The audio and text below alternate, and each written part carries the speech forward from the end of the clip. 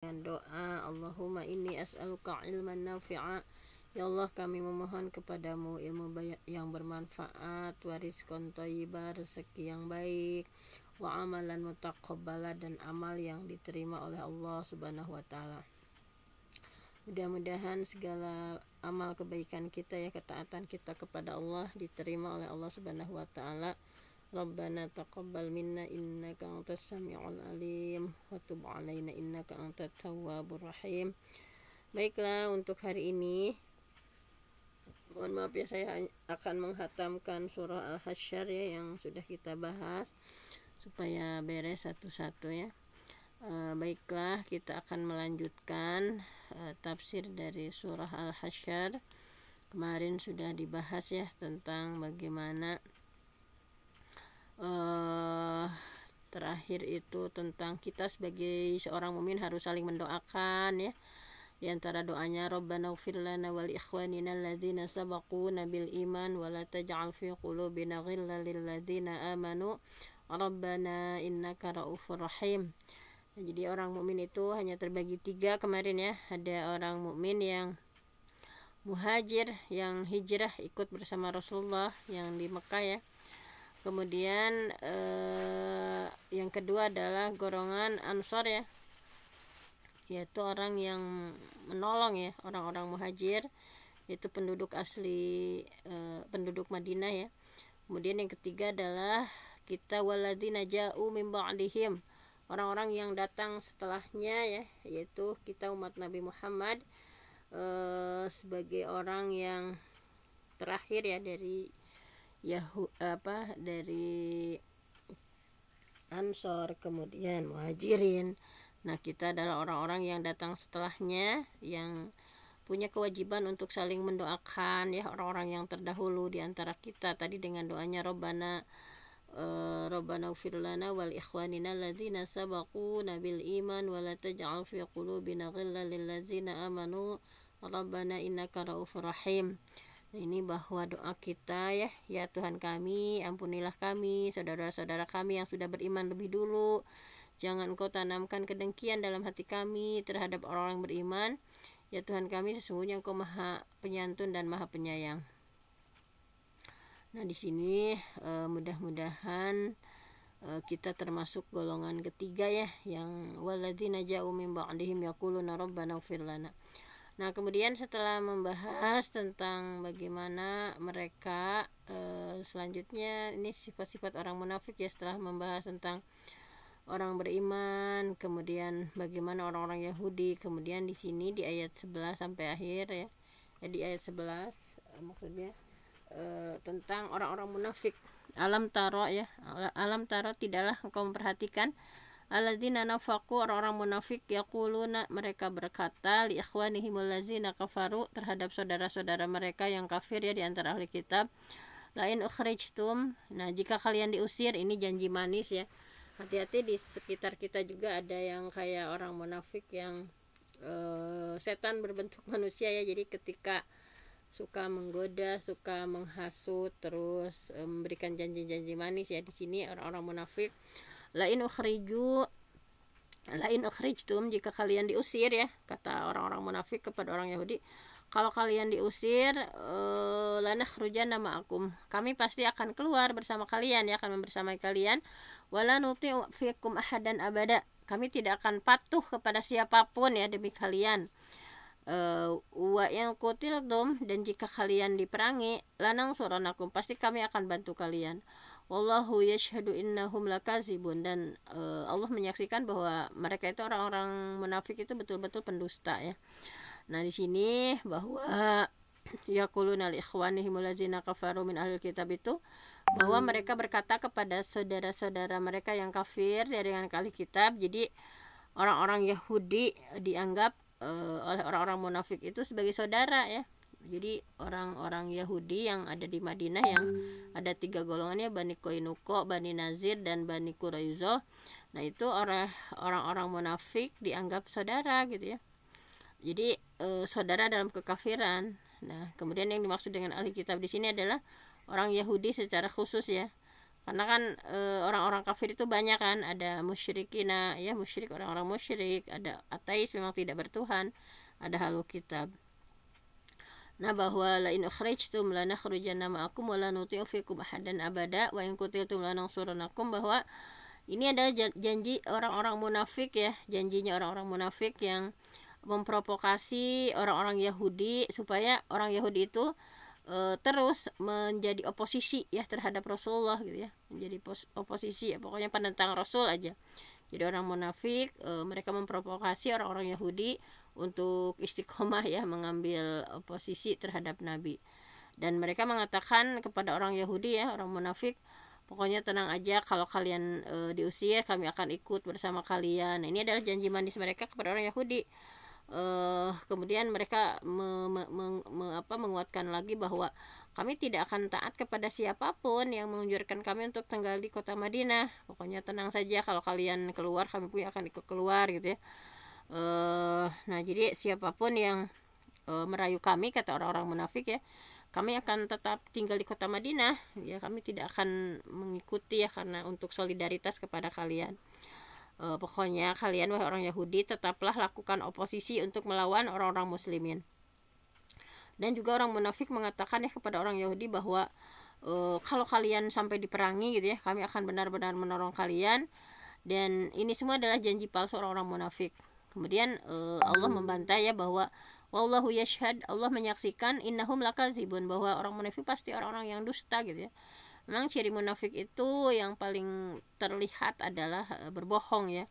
Dalam surah Al-Munafikun kita pernah membahas idza ja'akal munafiqun, ketika datang orang-orang munafik, qalu, mereka mengatakan kepada Rasulullah ya. Jadi kalau di depan Rasulullah kayak benar-benar meyakinkan ya, nasyhadu innaka la rasulullah, kami menyaksikan bahwa engkau itu adalah utusan Allah. Wallahu ya'lam, dan Allah tahu innaka la rasuluh ya, bahwa betul-betul meyakini kepada Rasulullah ya, dan Allah tahu bahwa sesungguhnya kamu adalah benar-benar Rasul. Wallahu yashhad innal munafiqina lakazibun. Tapi dibalik itu ya, dibalik Rasulullah, orang-orang munafik itu ngomongnya tidak seperti itu ya. Kata Allah, mereka adalah orang-orang pendusta, lakazibun. Jadi ciri yang melekat di orang-orang munafik itu adalah mereka orang yang dusta. Jadi di sini mereka munafik membohongi orang muslim, membohongi orang Yahudi gitu ya. Nah, kemudian apa yang terjadi ketika semua itu menimpa orang Yahudi? Nah, benar gak sih apa yang dikatakan munafik teh ya, kalau diusir akan membersamai ya, kalau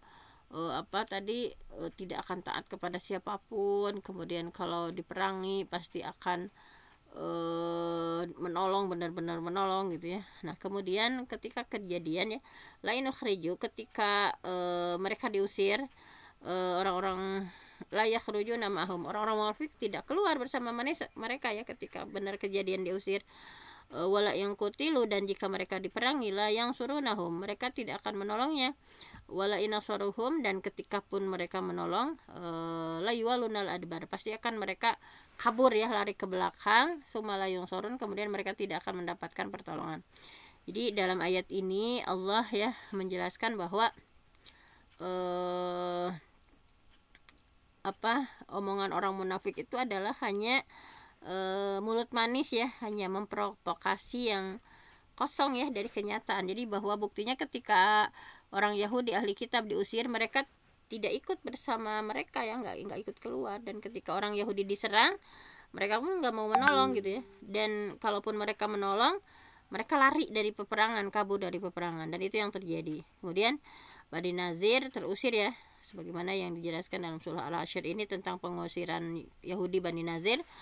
Karena Al-Hasyr ini ya dinamakan Al-Hasyr, artinya pengusiran, yaitu maksudnya adalah mengusir Bani Nazir di kota Madinah. Di antara sebabnya adalah mereka memang diprovokasi oleh tokoh munafik Abdullah bin Ubay bin Salul ya. Tetapi ketika mereka diusir, tidak ada satupun orang munafik yang datang membantu. Jadi ketika terjadi pengusiran, gak ada satupun yang membantu. Bahwa di ayat setelahnya, la antum, bahwa sesungguhnya kalian ya, asyadu rahbah fi sudurihim minallah. Jadi dalam hati mereka itu ya, fi sudurihim, dalam hati-hati mereka, bahwa antum ya, kalian, asyadu rahbah, lebih ditakuti daripada Allah. Karena mereka itu kaum yang la yafqahun, yang tidak mengerti. Nah, yang dimaksud dengan mereka di sini ada yang mengatakan bahwa mereka adalah orang-orang munafik. Karena ini bercerita tentang munafik, ada juga yang dimaksud adalah kaum munafik dan Yahudi. Dan memang benar bahwa mereka itu kaum munafik, kaum Yahudi ya, takut terhadap orang-orang muslim gitu ya. Dan mereka semua takut mati kan ketika orang muslimah. Mereka menginginkan syahid ya, perang itu semangat, tetapi mereka mah sebetulnya nggak mau. Mereka itu ingin hidup selama-lamanya, sebagaimana yang digambarkan dalam Al-Baqarah bahwa wala tajidannahum ahrasan nas ala haya. Sungguh kalian akan mendapati mereka manusia yang paling loba, paling toma ya, paling rakus terhadap kehidupan dunia. Wa minal ladina asyraku, dan bahkan lebih toma lagi daripada orang-orang musyrik. Bahwa mereka itu di sini yawadu ahaduhum lau yu'ammaru alfasana. Mereka ingin diberikan umur itu 1000 tahun gitu ya, ingin hidup selama-lamanya gitu. Alfasana wa ma huwa bimuzahzihi minal azab. Padahal umur panjang itu tidak akan menjauhkan dari siksa Allah gitu ya. Wallahu basirum bima ya'malun, dan Allah tahu apa yang mereka kerjakan. Nah, ini jadi kan tujuan mereka itu hanya dunia ya. Sehingga ketika mereka disuruh perang itu mereka takut mati gitu ya. Bahwa digambarkan oleh Allah dalam surah Al-Hasyr ya, la yuqatilunakum jami'an. Mereka itu tidak akan memerangi kalian secara bersama-sama. Jadi ini memberikan tahu ya kepada Rasulullah bahwa jangan takut, jangan gentar, bahwa la yuqatilunakum jami'an. Mereka itu tidak akan memerangi kalian secara bersama-sama. Illa fi qura muhassanah, kecuali di negeri yang memang ada bentengnya ya. Au miwaro ijudur, atau di balik tembok. Jadi mereka itu kalau perang itu ngumpet di balik-balik muhassanah, benteng atau tembok.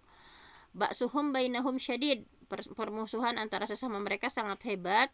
Tahsabuhum jami'a. Nah, kalian mengira, orang muslim mengira bahwa mereka itu jami'a, bersatu, wa qulubuhum syatta, padahal hati mereka itu terpecah belah. Nah, ini hati-hati juga ya, dalam ayat ini digambarkan bahwa tahsabuhum jami'an, kalian melihat mereka itu kompak, solid gitu ya, padahal mah wa qulubuhum syatta, padahal hati-hati mereka itu terpecah-pecah gitu ya. Dzalika bi annahum qaumul la yaqilun, karena mereka itu orang yang tidak paham, tidak mengerti. Nah, di sini dirinci ya, la yuqatilunakum, bahwa mereka itu tidak akan memerangi kalian secara bersama-sama ya. Nggak mungkin lah Yahudi sama orang munafik itu akan bersama-sama bersatu ya, kecuali illa fi qura muhassanah, karena mereka itu berperangnya juga di negeri-negeri benteng ya, di balik benteng, au miwaroji, udah di balik tembok.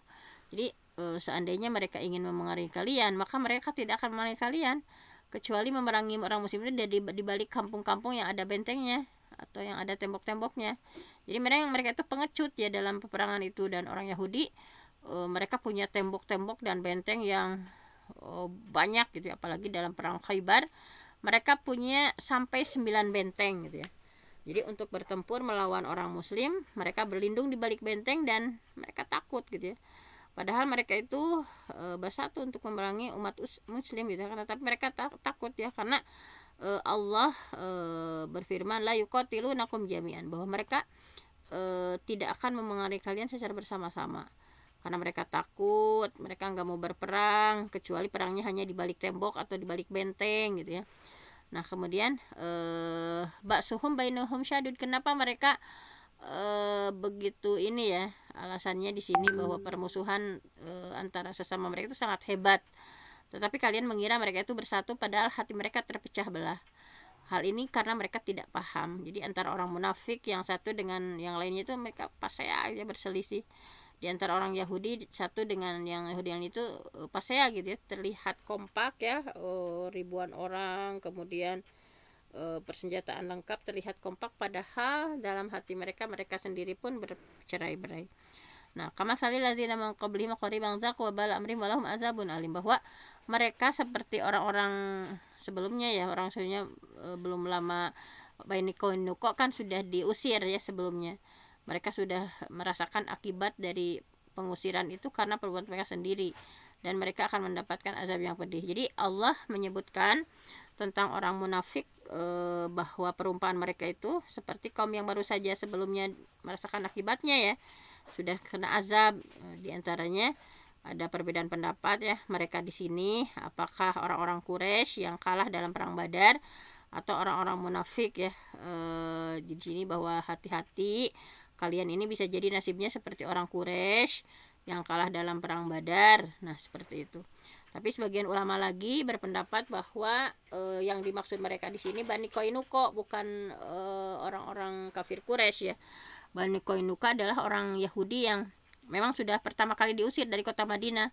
Jadi ketika Nabi datang ke kota Madinah itu kan sudah dijelaskan sebelumnya ya, ada 3 kelompok Yahudi. Ada Bani Qainuqa yang pertama kali diusir, Bani Nazir dalam surah Al-Ashr ini, dan ya Bani Quraizoh. Jadi yang pertama kali diusir dari Madinah itu adalah kabilah Bani Qainuqa. Kemudian selanjutnya Bani Nazir ya, ini dibahas di surah Al-Ashr. Kemudian terakhir dari Madinah itu diusir, yakni Yahudi Bani Quraizoh, yang dengannya turun surah Al-Ahzab yang berbicara tentang pengusiran mereka ya, atau tentang peperangan mereka. Jadi bahwa orang-orang munafik ya, seperti orang-orang yang baru saja sebelum kalian, yaitu orang Quraisy dan Bani Qainuqa yang diusir karena mereka melakukan pelanggaran. Nah, kemudian kamasali syaitan, bujukan orang-orang munafik itu ya, yang membujuk orang Yahudi untuk terus beroposisi, terus menentang Rasul. Nah, jadi ini juga kamasali syaitan, hati-hati seperti bisikan bujukan setan ya, itu lalil insani kfur, yang setan itu selalu berkata kepada manusia, ukfur, kafirlah kamu, fala makafaro, tapi ketika manusia sudah kafir, qala, setan itu berkata, ini bariun minka, sesungguhnya aku berlepas diri dari kamu gitu. Ini akhafullah, sesungguhnya aku takut sama Allah Rabbal alamin, Tuhan semesta alam. Jadi Allah memberikan perumpamaan yang kedua ya, yaitu perumpamaan orang munafik yang bermulut manis kepada ahli kitab itu ya, seperti disebutkan di atas bahwa orang munafik selalu berkata manis, janji palsu ya kepada orang-orang Yahudi. Nah, ini seperti iblis yang menggoda manusia ya, yang berkata kepada manusia, ukfur, kafirlah kamu, fala makafaro, tetapi ketika sudah kafir, qala ini bari uminka ya, bahwa kata setan kan, sok we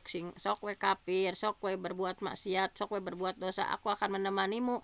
Nah, ketika manusia kafir, nah iblis pun berlepas diri. Nah, adapun maksud ayat ini adalah bahwa Allah hanya memberikan perumpamaan ya, bahwa perumpamaan orang munafik terhadap orang Yahudi ya, yang selalu memberikan janji manis dan janji palsu, seperti setan yang menipu manusia. Ada yang mengatakan bahwa yang dimaksud setan di sini lah, di sini ya iblis, yang dimaksud adalah Abu Jahal. Jadi ketika perang Badar ya, ketika perang Badar itu setan ya menipu Abu Jahal ya, yang kisahnya diabadikan dalam surah Al-Anfal, bahwa bagaimana setan menjelma menjadi manusia dan merayu dari Abu Jahal ya. Wa'is, dan ingatlah, sayyana lahum syaitan, ketika setan menjadikan baik ya amalahum, pekerjaan kalian, wa qala la ghalibalakum, tidak ada seorang manusia pun yang bisa menang terhadapmu hari ini gitu ya.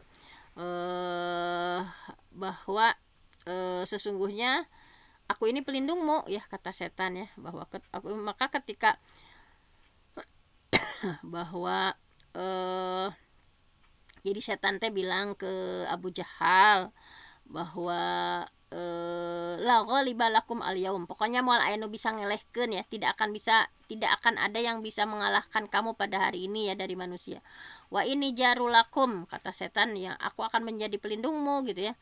Fala mataroatil fi'atan, namun ketika kedua pasangan ini saling melihat ya, saling berhadapan, maka nakaso al akibai, setan berbalik ke belakang dan mengatakan bahwa ini bariun minkum, sesungguhnya aku berlepas diri dari kalian gitu ya. Ini aro mala tarauna, ini akhafullah, bahwa aku bisa melihat apa yang kalian nggak bisa lihat ya, sesungguhnya aku takut sama Allah, wallahu syadidul iqab, dan Allah sangat keras siksaannya. Itulah kerjaan orang-orang munafik yang selalu menggoda, juga setan ya, diibaratkan setan yang selalu menggoda manusia, tetapi selalu cuci bersih ya, cuci tangan gitu ya, cuci tangan, bahwa ketika sudah melakukan maksiat, setan cuci tangan.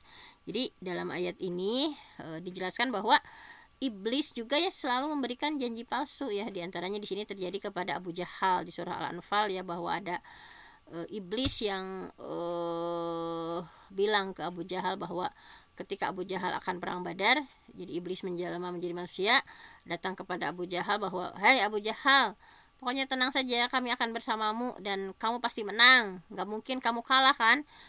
Muhammad dan para sahabatnya hanya 300 orang, sedangkan kalian 1000 orang." Nah, tetapi ketika dua pasukan bertemu, iblis yang menjelma menjadi manusia itu kabur ya, dan mengatakan bahwa ini bari uminkum, sesungguhnya aku berlepas diri dari kalian.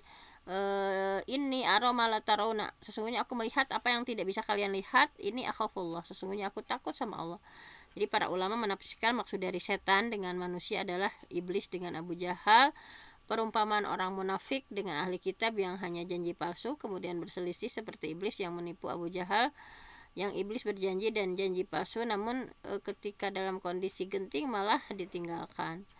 Nah, memang ya ketika kita baca-baca tafsir bahwa ada satu kisah yang diriwayatkan ulama salaf tentang kisah seorang rohib, seorang pendeta. Kisah ini datang dalam berbagai riwayat, akan tetapi Ibnu Atiyah dalam kitab Al-Muharrar Al-Wajiz mengatakan bahwa seluruh sanadnya lemah.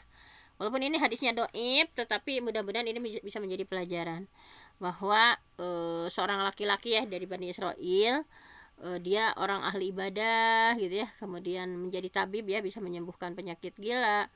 Nah, kemudian ada seorang perempuan cantik ya yang gila gitu ya, terkena gangguan jiwa.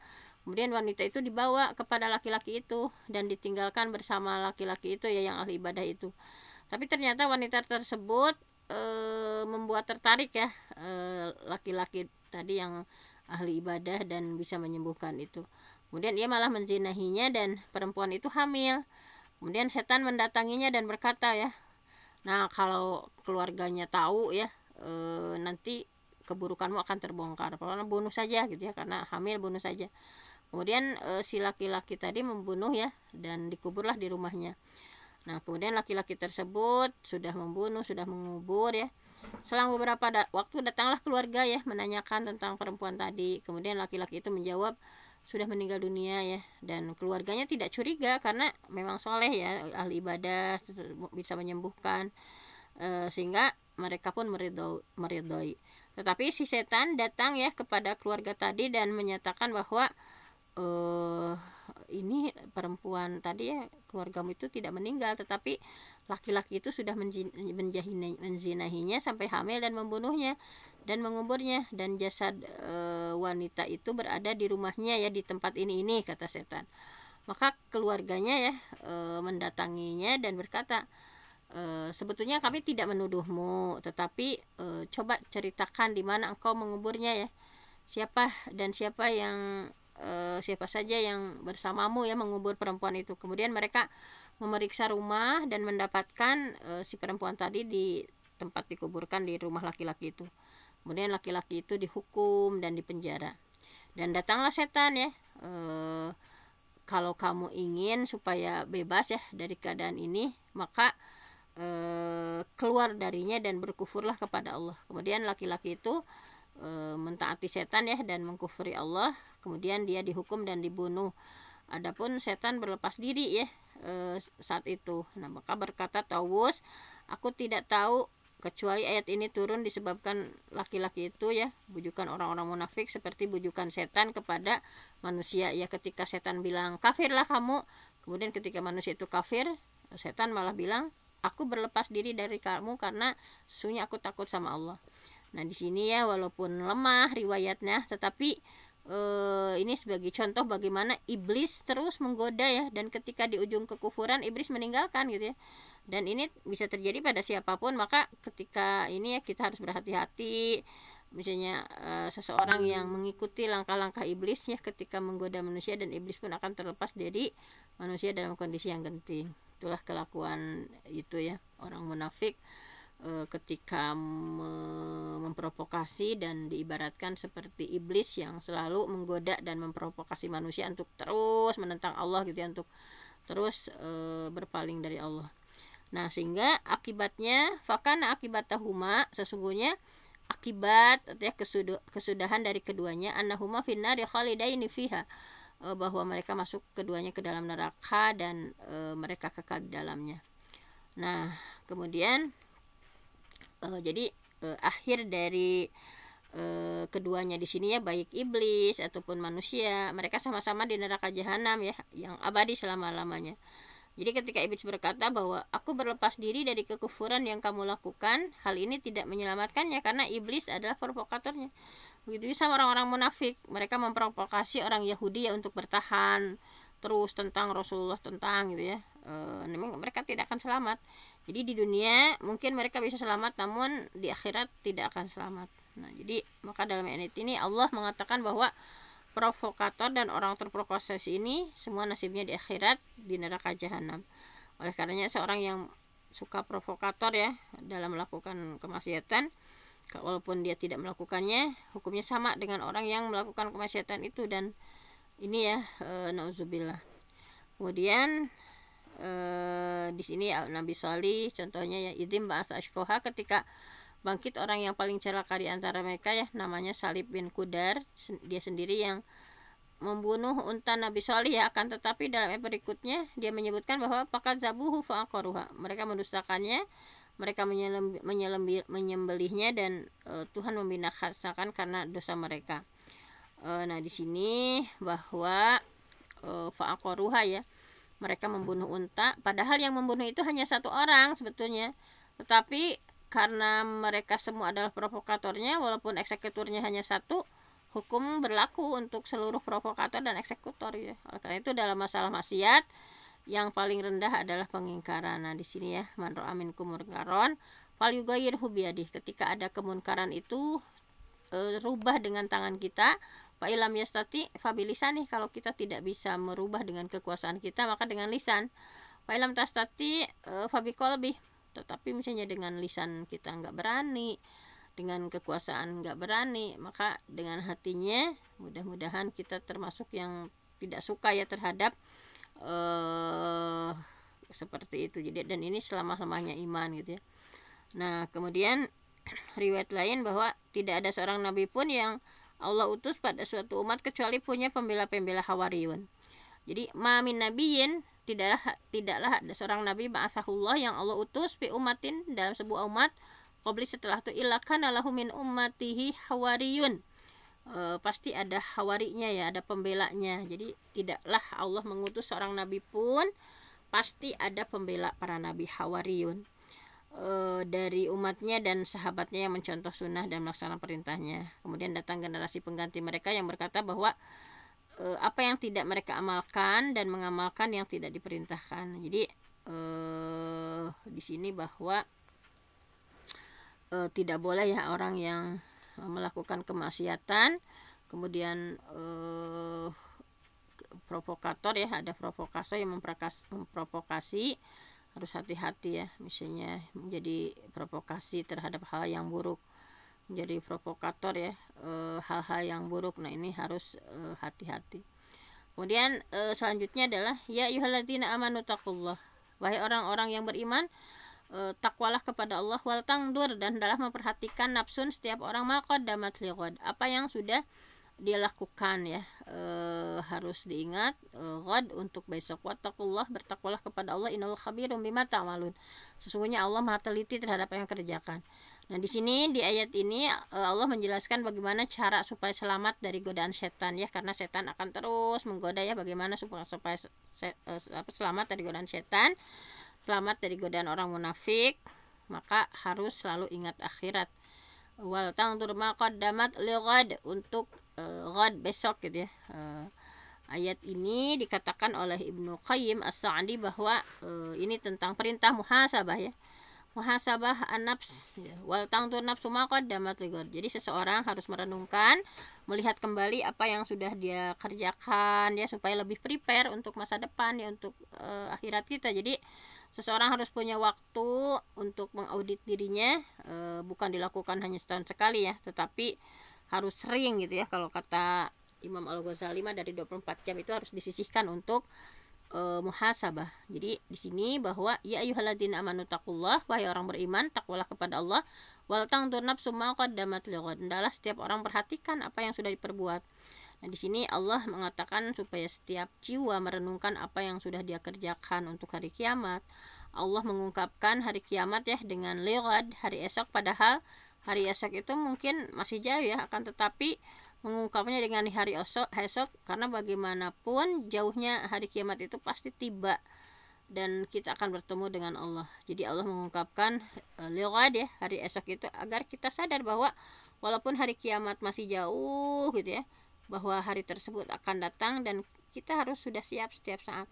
Nah, jadi ketika para ulama mengatakan bahwa kematian adalah kiamat kecil dan setiap orang akan segera merasakan kiamat kecil itu dan tidak tahu kapan dia akan meninggal, betapa sering kematian datang tanpa pemberitahuan. Nah, di sini ya bahwa banyak pemuda fakam banyak min fata pemuda amsa wa ashabah dahikan, ketika pagi dan sore masih tertawa, waqad nusijat ya wa huwa la yadri, dan sungguh kain kafan telah dirajut dan dia tidak tahu. Jadi banyak anak kecil yang diharapkan umur panjang namun jasad mereka dimasukkan ke dalam kegelapan liang lahat. Jadi sudah kita sering lihat ya bahwa seseorang meninggal tanpa ada tanda sebelumnya. Kita tidak tahu kapan kita dipanggil oleh Allah ya. Jangan lupa muhasabah. Oleh karena itu Umar ya berkata, hasibu anfusakum qabla an tuhasabu. Audit ya, dihisablah diri kalian sebelum kalian dihisab. Jadi barang siapa yang sering menghisab dirinya ya, maka hisabnya akan ringan. Tapi sayang kadang kita tidak punya waktu untuk menghisab diri ya. Misalnya kita sudah merencanakan berbagai hal tapi tidak terlaksana, maka kita harus punya waktu untuk merenungkan ya apa sih yang akan kita lakukan. Kita harus menghisab secara detail ya sebelum merenungkan apa yang dia kerjakan. Sebaiknya merenungkan dulu apa yang sudah dikerjakan. Makanya di hari kiamat nanti waji ayyama idzin bi jahannam yauma yatadzakarul insan wa anna lahu dzikra yaqulu ya laitani qaddamtu li hayati. Pada hari itu diperlihatkan neraka jahanam, manusia sadar ya, tetapi tidak berguna lagi kesadarannya. Nah, seandainya dulu aku mengerjakan kebaikan dalam hidupku gitu ya katanya. Jadi di sini orang-orang yang suka muhasabah, menghitung umurnya yang tinggal sedikit, kemudian dia merasakan bahwa masa lalu kita kelam gitu ya, maka harus termotivasi dan bersiap-siap gitu ya untuk bermuhasabah. Wattaqullah, dan bertakwalah kepada Allah. Nah, jadi kemudian di ayat selanjutnya langsung ya karena ini udah siang, bahwa istiqomah ya dalam keimanan. Nah, di sini ya ayyuhalladzina amanu aminu billah wa rasulih wal kitabil ladzi nuzila ala rasulih wal kitabil ladzi anzala min qabl. Nah, di sini pengulangan kata iman terus disebutkan ya ayyuhalladzina amanu ya ayyuhalladzina amanu. Maksudnya istiqomahlah kalian dalam keimanan dan terus bertambah keimanan. Nah, di sini Allah itu maha khabir, Allah itu maha teliti ya. Jadi maha teliti, Allah itu mencatat kebaikan dan kemaksiatan secara detail gitu ya, nggak ada yang terlewat dari Allah gitu. Tidak ada satupun senyuman kecuali tercatat dan ada balasannya, dan tidak ada satu pandangan haram pun kecuali tercatat dan ada balasannya. Jadi jangan khawatir ketika melakukan kebaikan sedikit apapun, Allah tahu, dan karena Allah tahu secara detail. Dan ketika kita punya niat baik ya, misalnya niat baik ini mudah-mudahan ya Allah gitu ya memampukan kita ya untuk betul-betul gitu ya lebih hati-hati lagi, karena Allah itu maha detail, maha tahu sekecil apapun ya, bahkan pandangan kita yang maksiat pun Allah tahu. Itu harus lebih berhati-hati lagi. Kemudian wala takunu kalladzina nasullah, kalian itu jangan seperti orang-orang yang lupa sama Allah gitu ya. Fa'angsahum anfusahum, maka Allah pun menjadikan mereka lupa akan diri sendiri ya. Ulaika humul fasikun, mereka orang-orang fasik.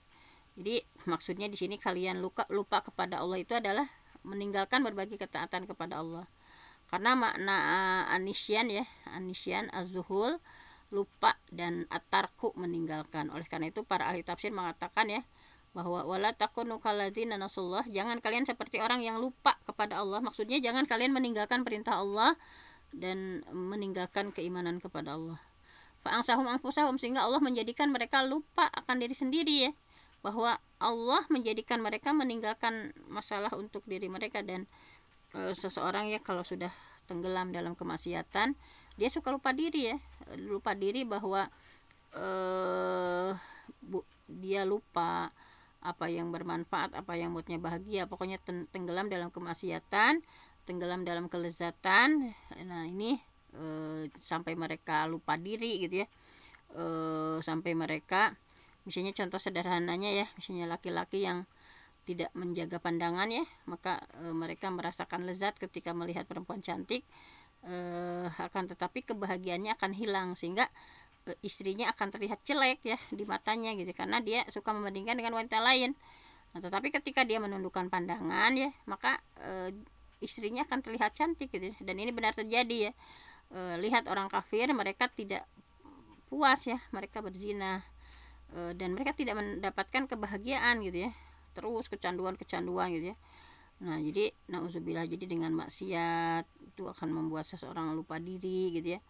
Nauzubillah ketika dicabut oleh Allah ya, dalam keadaan seperti apa gitu ya. Nah mudah-mudahan di sini ya kita dijaga ya oleh Allah Subhanahu wa taala ya, tetap melakukan sedekah, baca Quran, sholat malam, dan ini ya tentang hal-hal yang positif, ketaatan, jangan sampai kita tenggelam dalam maksiat sehingga lupa diri padahal waktu terus berjalan. Bagaimana ketika Allah ya mencabut nyawa dalam kondisi seperti itu.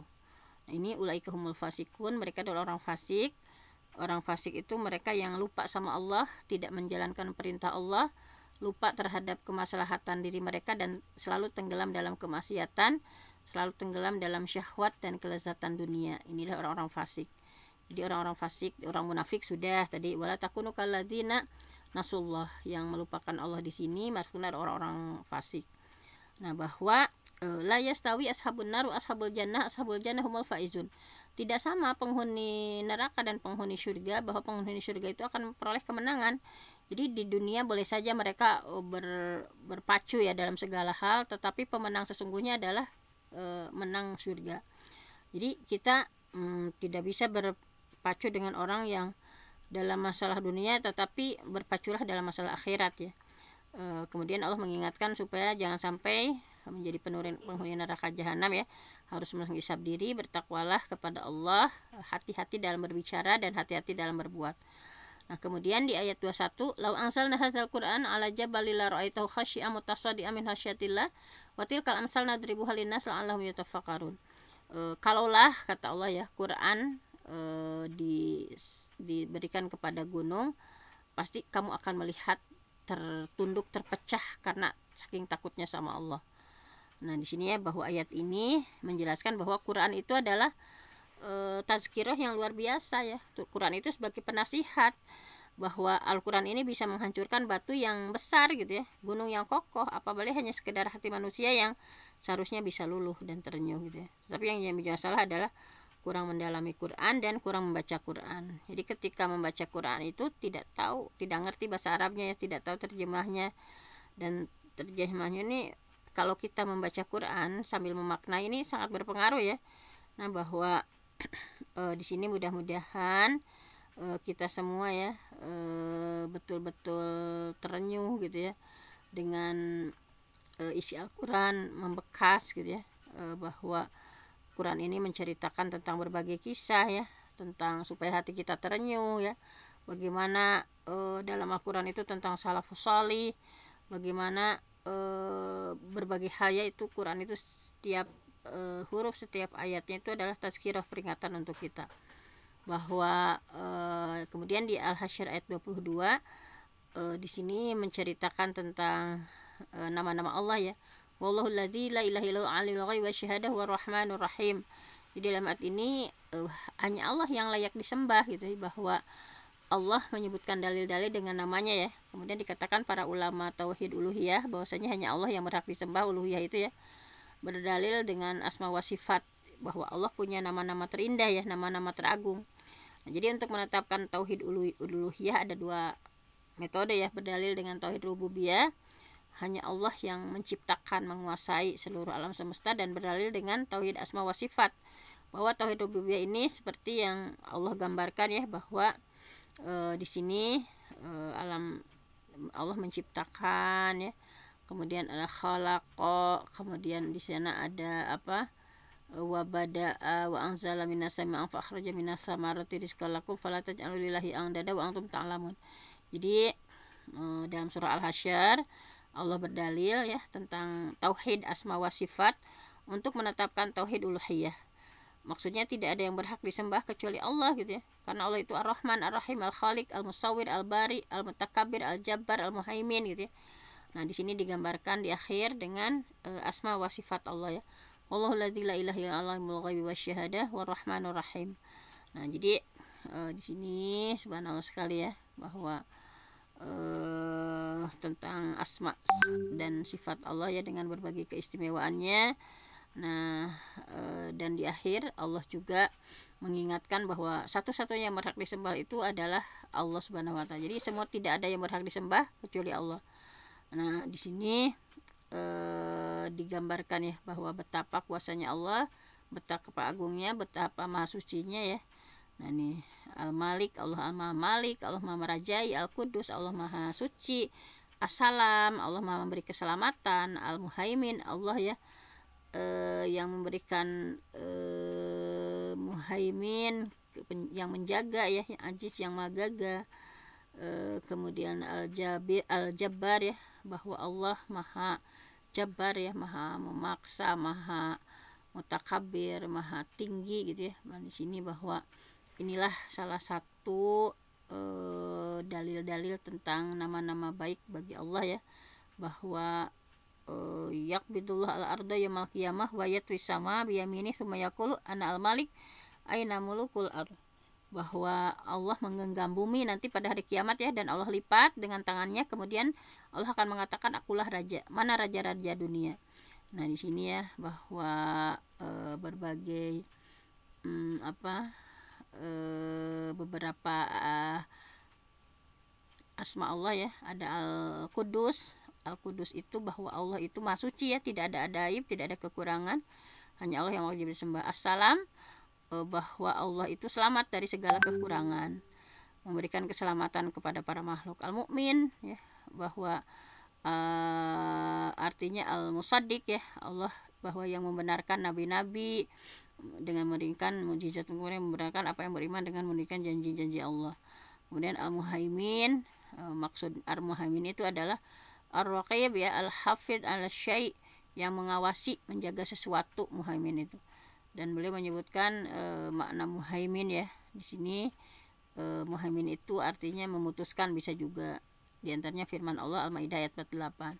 Al-Aziz udah pada tahu ya, Maha Gagah, tidak ada yang bisa mengalahkan, tidak ada yang bisa mendominasikan, tidak ada yang bisa protes dengan segala keputusan Allah. Al-Jabbar, Maha Kuasa ya, semua makhluk tunduk bahwa atas kehendak Allah, seakan-akan Allah Jabbar, memaksa siapapun dan tidak siapapun yang bisa keluar dari kehendak Allah.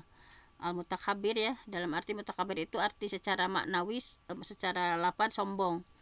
Tetapi di sini maksudnya Allah Maha Agung, karena yang berhak sombong hanya Allah gitu ya. Dalam hadis kutsinya bahwa al-kibriya, kesombongan itu adalah ridai, selendangku ya, kata Allah. Al-kibriya, kesombongan itu adalah ridai, ke selendangku, dan wal izzah, dan keagungan itu adalah izari, sarungku. Faman, barang siapa yang ingin mengusikku pada salah satu hari keduanya, aku lemparkan dia ke dalam neraka. Jadi tidak boleh ada rasa sombong ya, karena hanya Allah yang berhak sombong. Kemudian di akhir ini tanggung ya, wallahul khaliq al-bari al-musawwir. Nah, ini juga sama ya, disebutkan secara sendiri. Itu Allah mencipta, ada istilah khaliq, ada bari ya. Kalau al-khaliq itu yang menakdirkan, yang memplanning ya. Kalau al-bari yang mengadakannya, yang mengeksekusi planning itu. Kemudian al-musawwir yang membentuk dari ciptaan Allahnya gitu ya. Jadi kalau diurutkan ya secara urut, al-khaliq, kemudian baru al-bari, kemudian al-musawwir. Contoh menanya manusia, al-khaliq sebelum diciptakan oleh Allah tahu siapa yang akan diciptakan. Kemudian al-bari ini Allah menciptakan manusia itu, kemudian al-musawwir Allah membentuk manusia itu. Nah, jadi kita tidak bisa menentukan bagaimana anak kita bentuknya ya. Betapa banyak orang yang ingin anaknya ganteng atau cantik gitu ya, tetapi ya seperti itulah, seperti orang tuanya gitu ya. Nah, di akhir Allah menutup dengan wahwal azizul hakim. Dialah Allah yang aziz, yang maha gagah, al-hakim, yang bijaksana. Allah menggabungkan antara hakim dan aziz ini adalah karena Allah dengan segala keperkasaannya tetap bijak ya. Sebagian orang punya kekuatan namun tidak bijak. Namun sebagian orang punya kebijakan namun tidak tidak perkasa gitu ya. Nah, ini dua kombinasi yang sangat luar biasa. Udah bijak, gagah tapi bijak ya. Kalau manusia makan gagah saja nggak bijak, atau bijak tetapi lemah misalnya. Nah, inilah sudah berakhir ya tafsir dari Quran surah Al-Hasyr. Mudah-mudahan banyak, semakin hari semakin kita menggali Al-Quran, Allah memilih kita ya, siapa yang berikan rahasia. Tidak semua Allah pilih, diberikan rahasia mengungkap makna Al-Quran dan membuat hati kita menjadi tenang gitu ya, mengungkap rahasia-rahasia, mengungkap makna-maknanya. Nah, di surah Al-Hasyr ini kita sudah bisa mengambil pesan ya. Nah, banyak sekali pesannya, bagaimana orang Yahudi ya karena kelicikannya terusir, orang munafik yang kemudian setan bagaimana menggoda ya, menggoda terus gitu ya, akan terus menggoda kita kepada manusia dan kita harus membentengi diri gitu ya. Nah, ini hanya itu saja yang bisa disampaikan. Saya mohon ampun sama Allah, yang benar datangnya dari Allah, yang salah dari saya sendiri. Aku qouli hadza wa astaghfirullah li wa lakum. Assalamualaikum warahmatullahi wabarakatuh. Waalaikumsalam warahmatullahi wabarakatuh. Jazakallahu khairan pada Al-Mukarramah Bunda Dr. Fenty yang telah memberikan ilmunya kepada kita semua. Semoga kita semua bisa mengamalkannya dan semoga kita semua tetap istiqomah dalam menyiarkan syariat agama Islam, dan semoga kita semua mendapatkan hidayah dan taufik Allah Subhanahu